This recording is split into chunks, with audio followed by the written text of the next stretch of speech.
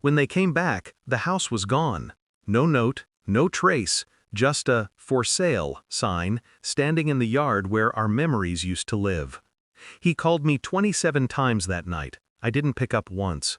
I was already 2 countries away, sipping coffee on a balcony overlooking the sea, watching his panic unfold through the bank notifications I'd left active on his phone. He didn't know yet that every account, every card, every title was already in my name. That trip he took, the work retreat with his colleagues, had cost him everything. We met 10 years ago. He was charming, magnetic, the kind of man who made rooms turn quiet when he spoke. I built a life around him, his routines, his ambitions, his promises. He used to say we were a team, that everything we owned we built together. And I believed him, until I started noticing his calendar didn't match his stories. His shirts began to smell like someone else's perfume, faint, floral, expensive. Then the pictures appeared. A friend of mine, the only one brave enough to tell me, saw him at the airport. With her, and not just her family. A secret trip, hidden tickets, paid from our joint account. He'd called it a conference, she called it a family vacation. They even stayed at the same resort where he once promised to take me for our anniversary. That was the moment I stopped being his wife and started being his reckoning. I didn't confront him. I smiled, kissed him goodbye, and told him to enjoy the meetings.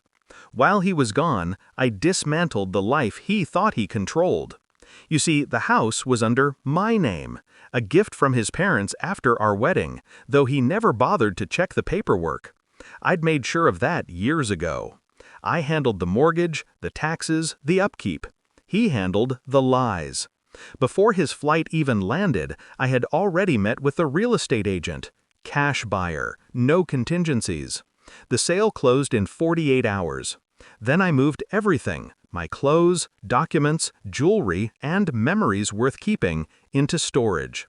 What I left behind wasn't mess or chaos. It was emptiness. The silence of a space that no longer belonged to him. When he called from the airport, he sounded light, happy. "Just landed," he said. "Can't wait to see you." I remember glancing at the final transfer confirmation, the sale proceeds sitting neatly in my private account. "Same here," I said. "Can't wait." He had no idea that by the time he reached the driveway, his key wouldn't fit the lock. The next morning, he texted frantically. "What's going on? Where are you? Why is everything gone?" Then came the call I'd been waiting for. "Camilla," he said, voice trembling, "the house, it's gone. The neighbors said—" "You sold it?" "Yes," I said, calmly, "I did." He went silent. I could hear the panic in his breathing. "You can't just—" "I can," I interrupted, and I did. Then, before he could speak again, I added, "Check your accounts." There was a pause. Then the sound of his realization, that hollow silence when a man realizes he's not in control anymore. "You moved the money?" he whispered. "No," I said, "I moved mine." What he didn't know was that I had already spoken to a lawyer weeks earlier. The affair, the financial deceit, the misuse of joint funds, all neatly documented. By the time he returned, his lover had discovered that the vacation had been funded entirely by her name being added to the invoices. Her family's trip now legally tied to fraud. I didn't have to destroy them, I just let their own decisions burn them alive. 3 months later, the divorce papers were finalized. Clean, efficient.